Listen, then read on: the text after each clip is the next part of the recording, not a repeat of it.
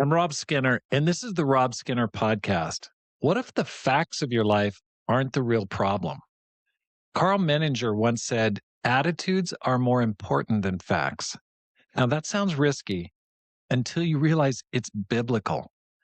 From a prison cell, the Apostle Paul discovered a mindset so powerful, it changed history, it changed everything.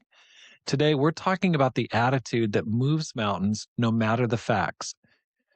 Carl Menninger once said, attitudes are more important than facts. Now, that's a bold statement, especially in a world that runs on data, evidence, and logic, but he's absolutely right. Because it's not the facts of your situation that determine your future, it's your attitude towards those facts. Two people can face the exact same challenge. One grows stronger through it, and the other person collapses under it. The difference isn't circumstances, it's mindset.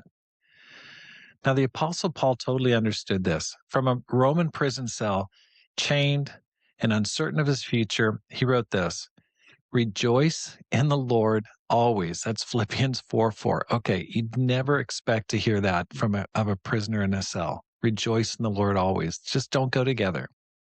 He also wrote, I've learned the secret of being content in every situation. That's Philippians 4:12. Paul's facts weren't good, but his attitude was absolutely unshakable. And that's why he tells us in Philippians 2:5, in your relationships with one another, have the same mindset as Christ Jesus. What mindset did Jesus have? Well, he faced betrayal, suffering, misunderstanding, rejection, and death. And yet he kept an attitude of love, humility, and obedience. His mindset transformed everything around him. The facts would point to the fact that he should get angry, mad, just resentful, but that's not what he allowed to control his life. It was totally his attitude, his mindset. I've seen this play out so many times in my own life. There have been times when the facts did not look good. Ministry challenges, financial pressure, discouraging news, setbacks. And my natural instinct was to focus on what's wrong.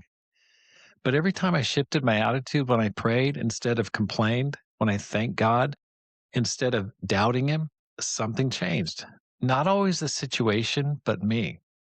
Suddenly I'd see the opportunity where once I saw obstacles, hope where I once saw hopelessness. And that's really the power of attitude. It opens the door for God to move. I mean, it just happened to me this past weekend. Pam was away at a women's retreat. I was left at home, and which was fine, and just getting ready. I was scheduled to preach on Sunday, but it was a tough sermon to prepare. It wasn't easy. I was just like really struggling to put it together. Sometimes I'll write a sermon. It's just like, boom, just kind of drops out of the sky. Just all I have to do is type it down. And it doesn't always happen that way, but this one was tougher. I had to think through. I started on Tuesday and I worked on a Wednesday and I worked it on Friday and I was working on a Saturday and just kind of struggling and also feeling anxious about it. And I talked to Stuart and who disciples me and, just say, hey, I woke up kind of down this morning. I just wasn't feeling great about this lesson. And yet on the day of, I just thought, okay, I got to shake this off. This is weird. I put good work into this. This sermon's going to help somebody. This is going to help somebody. And I just prayed about it on the way to church, and a big storm was coming in Sunday afternoon, but I just prayed on the way to church that somehow this sermon would help somebody. And it was so encouraging because I preached the lesson and it was a skeleton crowd. I mean, it's like a third of the normal people. All the women were gone. So many people weren't there because of the snowstorm. So it was like, hello, everybody out there. And yet right after I finished, a father came up to me. This guy I'd never met. He gives me a big bear hug and just says, man, that lesson really helped me and my family. Thank you so much. And I'm like, I don't usually get that after sermons these days. That's kind of a thing from 30 or 40 years ago, but not that. Then his mom, the mom comes up and she's talking to me. And she's talking to me about how it just really helped. I did a lesson on Esau and about how her son has drifted away, but she really wants him to come back. And I just really helped her. And then the son himself, the person who had been baptized about 10 years ago, he comes up to me and goes, "Man, that was a really good lesson. And I'd like to talk to you more." I said, "Would you like to get together and maybe study the Bible or something?" He goes, "Yeah, I would." And we studied the Bible yesterday at lunch.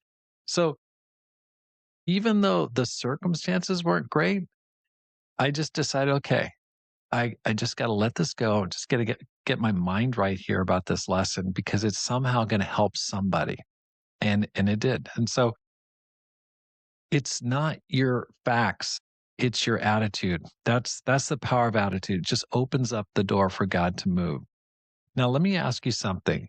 What are the facts in your life right now that feel really unchangeable? Maybe the doctor's report isn't good. Maybe your ministry isn't growing like you hoped and you're like really struggling with it. Maybe the relationship that you're in feels strained or cold. Maybe those are just the facts, the way it is. They are facts, but your attitude toward them determines what happens next. When your mindset aligns with faith, gratitude, and perseverance, you start to see the same situation differently. You start to believe, listen, God can work this out. There is a way. It may not feel right. Your feelings may betray you and feel like, I don't see anything. I don't see how this could work. You start acting in ways that move you toward the miracles instead of away from them. And that's why the 10X Christian mindset isn't just about doing more, it's about thinking higher. Faith doesn't ignore facts, it just refuses to be limited by them. And that's so important. Today, take just a few minutes to examine your attitude and ask yourself, is my attitude in line with my goals? Is my mindset aligned with Christ? Am I looking at this through faith or through fear and anxiety? You can't always control your circumstances.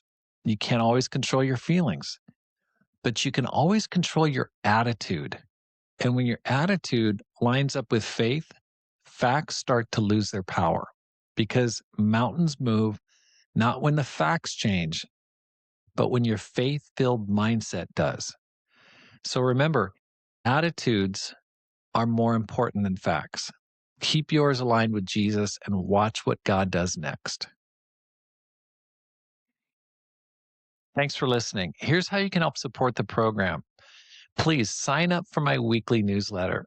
I want to keep in better touch with you. All you need to do is just go to my website, robskinner.com. And I appreciate the people who've done it this last week and just sign up because my goal is to inspire you to live a no regrets life, make this life count, and multiply disciples, leaders, and churches. Have an awesome day and make this life count.